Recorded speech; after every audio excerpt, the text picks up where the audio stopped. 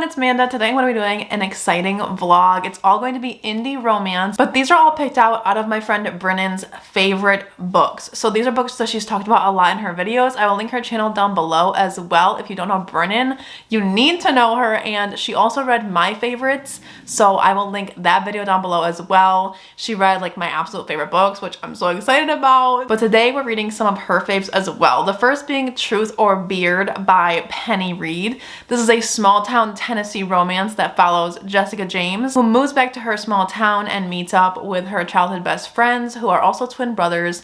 She's been pining after one of them, but she gets surprised when she's attracted to the other. Then we have Punk 57 by Penelope Douglas. This is the classic. I'm sure you guys know what this one is about, but it's a classic bully romance that follows Misha and Ryan. Ryan is super popular, but she pretends that she's not when she's writing Misha. They've been pen pals for years, but Misha finds out that she's a fraud. So what happens? He plays this game of cat and mouse with her. Then we have Heartbones by Colleen Hoover. This one follows a girl who loses her mother in the beginning of the book, and she's been super poor her whole life. She's never known true support from her family, so she actually ends up moving in with her biological dad, where she meets the next door neighbor Samson, and there's a love story there. I don't want to give too much away with these plots, but those are the books I'm going to be reading in this video. Be sure to like and subscribe down below for more bookish content, and let's just get into the books. Alright, so I'm officially 50% in to Truth or Beard by Reid. This is the first book in the Winston Brothers series, and this one follows Jessica James and Dwayne Winston, and it's so freaking funny. I was not expecting it to be so funny. So it's set in Tennessee. It's very southern. I'm listening to the audiobook and they all have southern accents, and we have dual perspectives with two voice actors, so that's amazing. I love when they do that. Basically what happens is our girl Jessica, she comes back to her small town that she grew up in, and she had childhood friends and they're twin brothers. So we have Dwayne and then his brother. I'm forgetting the other brother's name right now because obviously Dwayne is the important one at the moment, but she's always been in love with his brother because he was the sweet one, and then Dwayne was kind of the mischievous brother that she should not be with. He's not the safe one, not the sweetie, so she's always had a crush on the other one. So she comes back and she's just wanting to stay temporarily, and she doesn't want to settle down in her town. She doesn't want to live there. She wants to travel, and she really wants to get out of this town. Like, that's her ultimate goal, is to leave. So when Dwayne and her have a meeting, okay, it's like kind of a hate to love in a way, because she thinks that she hates him, but she obviously doesn't. She accidentally kisses him in the beginning of the book because she thinks that he's his brother because they're twins.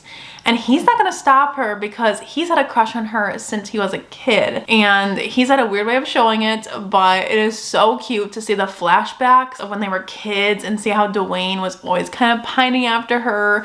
And then was she also kind of into him, but just played it off as she's into his brother, because I think she loved him the entire time. I'm loving this so much. It's also hilarious because in the beginning of the book, it's like Halloween and she is being sexy Gandalf, and it's hard to explain why that's so funny, but the beginning of the book is hilarious, and that's when they first kiss, and it's just so good and juicy. They have such good connection, even though she thinks that he's somebody else in the moment, and that could be seen as problematic. I don't take it that way. I just thought it was hilarious, and Dwayne was like, I don't want to take it any further, but like I was gonna take the kiss. So right now I'm 50% in, so obviously things have happened. So they've had some run-ins with each other, some really cute scenes like skinny dipping in this frozen lake and shit, and they have had some talks about their feelings for each other, and she can't really deny that she's attracted to Dwayne. She's really confused because she always thought that she wanted to be with his brother,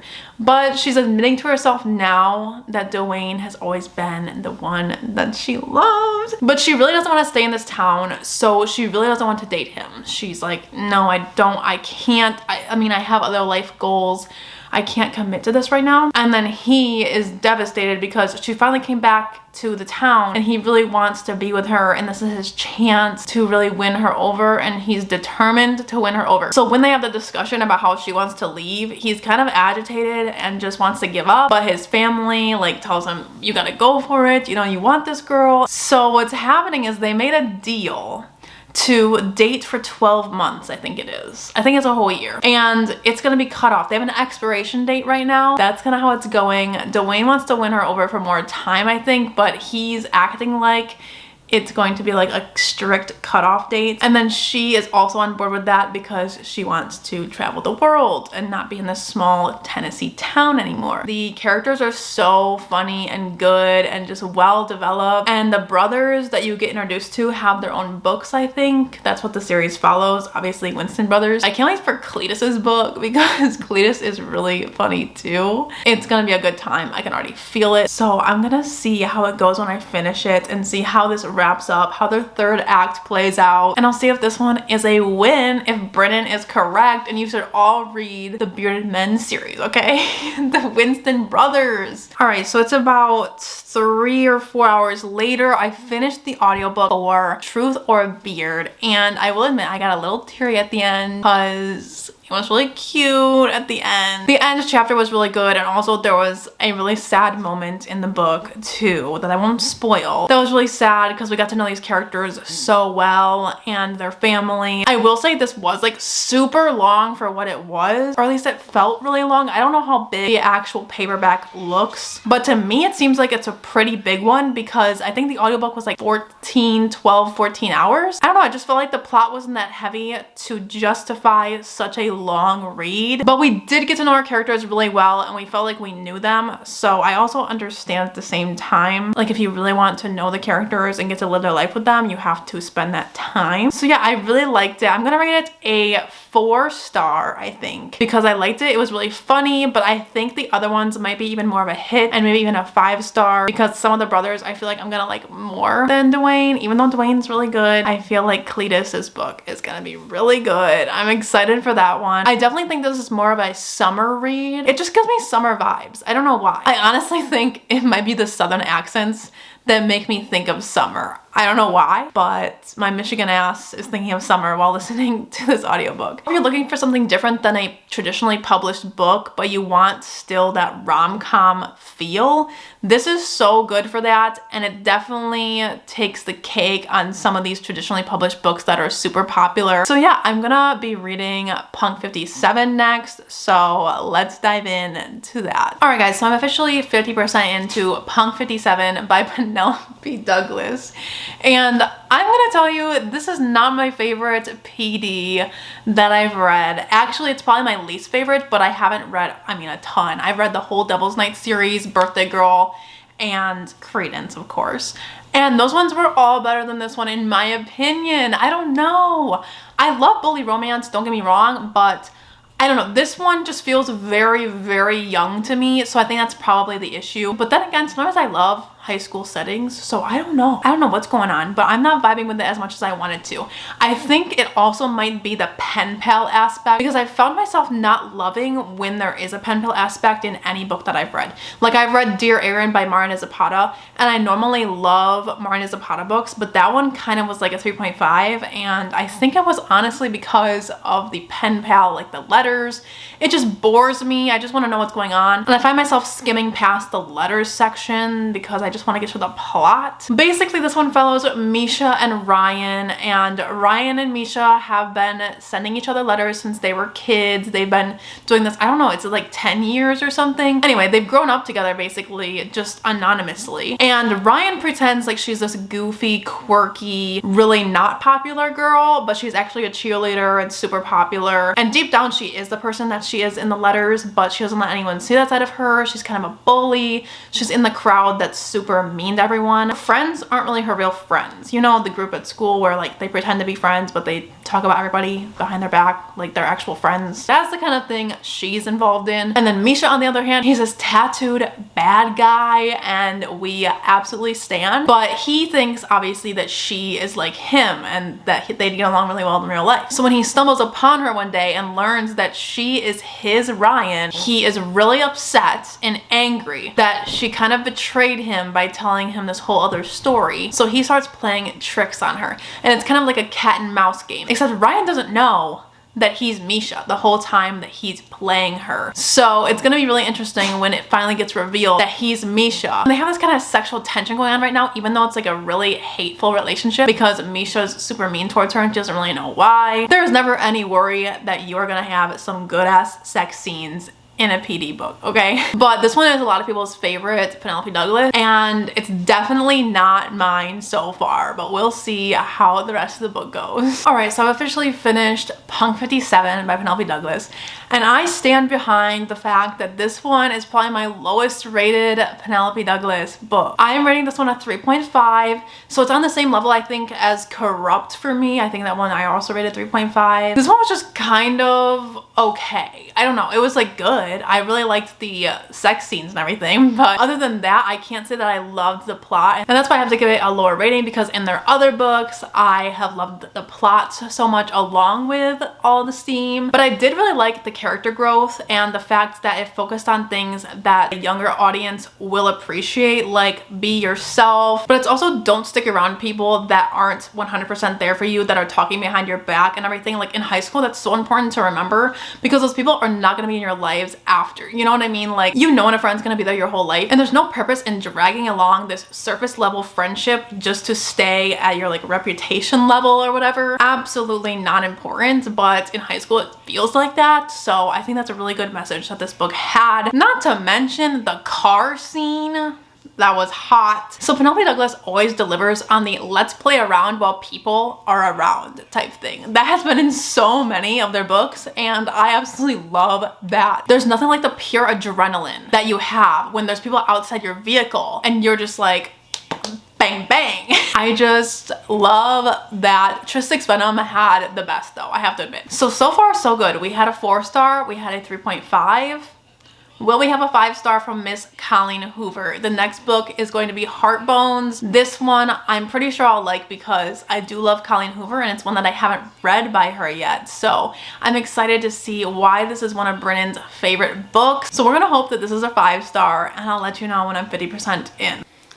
All right, so I'm 50% in to Heartbones, and it's already breaking my heart. I've already cried. I think this is one of her strongest in terms of writing. It's so beautiful and powerful, but in the simplest of ways. So this one follows Bea and Samson. Bea has always lived in a trailer, and she's super poor. Her mom is a drug addict, and she dies in the very beginning of the book. Bea doesn't really feel any grief towards it because she's always had to raise herself, and her mom was never looking out for her. So she calls her dad, who she doesn't really talk to over the years. So she does call him though, because she really does need to be somewhere. And he immediately like gets her a flight to Texas, and he's 100% on board with it. And so as a reader, you're kind of like, is the father really such a bad guy, or is this something that's more complicated? So she ends up going to Texas, and he has a wife and a stepdaughter. It's literally so beautiful the way this all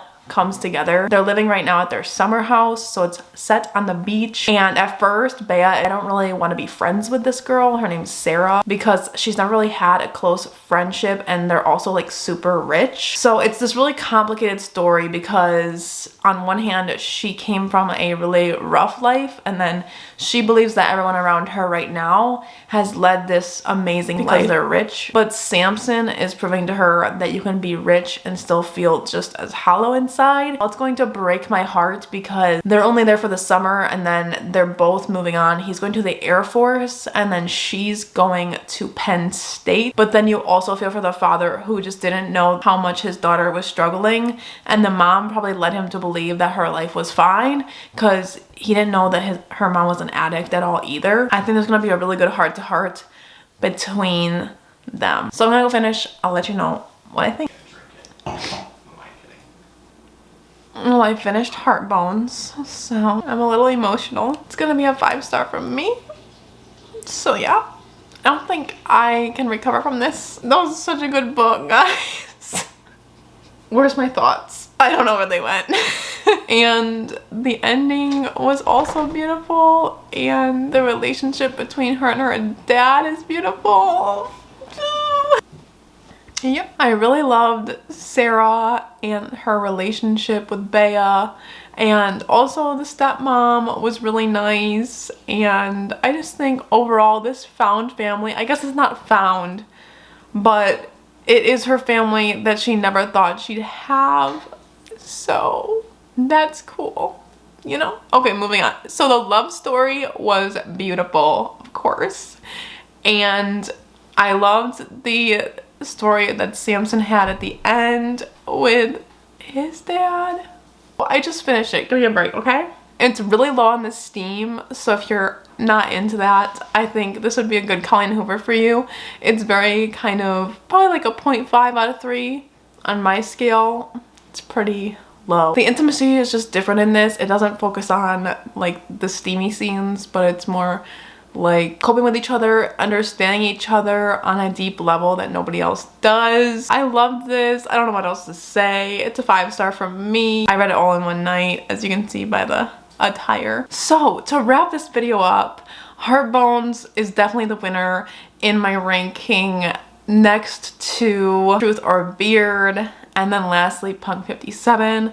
I think this was a great range of Brynnan's taste because we had like a rom-com, a really darker kind of bully romance, and then this absolute heartbreaker. So I think all in all, we both just love romance of any kind. Thank you for letting me read your faves, Brynnan. I absolutely love doing this. So be sure to subscribe to Brynnan down below if you haven't already. I don't know what you're doing. Please like and subscribe down below for more bookish content, and I will see you in my next one. Bye guys.